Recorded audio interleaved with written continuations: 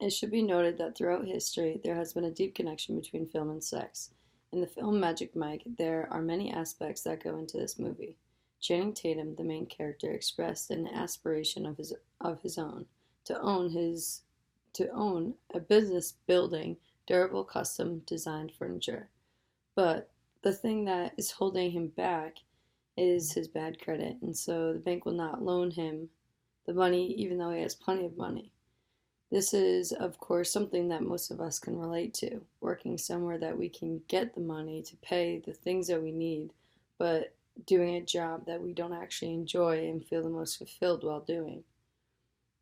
The movie portrays the stripper nightlife to be a repetitive glory of nonstop bash of sex, drugs, and endless line of women wanting to give you attention.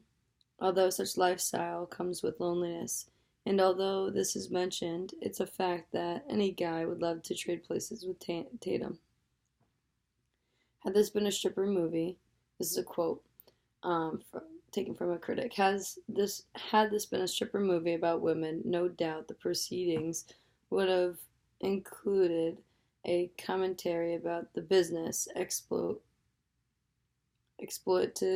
and soul selling qualities that equate to veritable prostitution. They mention how, then, of course, none of those themes emerge in the film about the male strippers. Mike's message feels a bit mixed, even though the story ends in a satisfying cliche place. So I agree with this critic, and I think that it is true the fact that if this movie or anyone was replaced with a female role rather than a male role, that things mentioned in the movie would be different, and then the storyline would be different, etc. Another critic mentioned how the film is a return to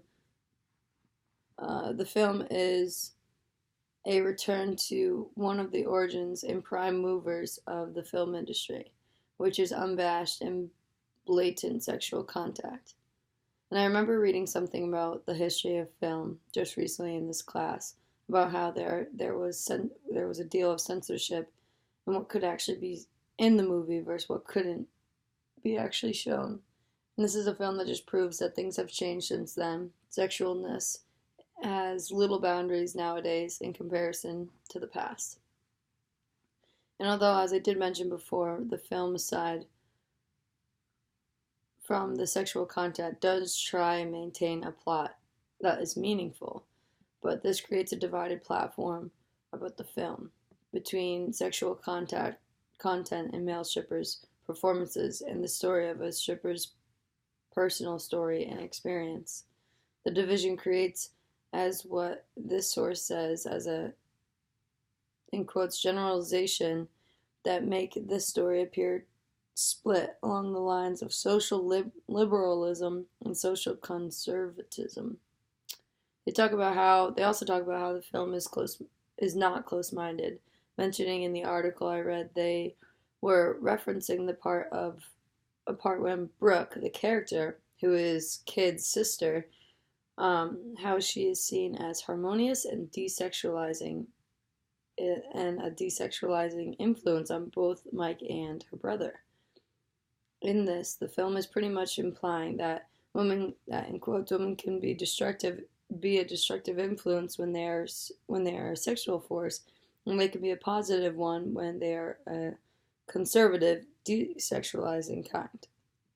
What I see from this is similar to what I mentioned before in my last video, how women have this role and have a sexualness figure in men's eyes, but here Magic Mike, and as the previous movie I looked at, which was Bridesmaids, that they are showing these other individual sides to them, meaning to women, that break down the characters and create a more dynamic plot, because you don't expect her to do certain things that she's actually doing.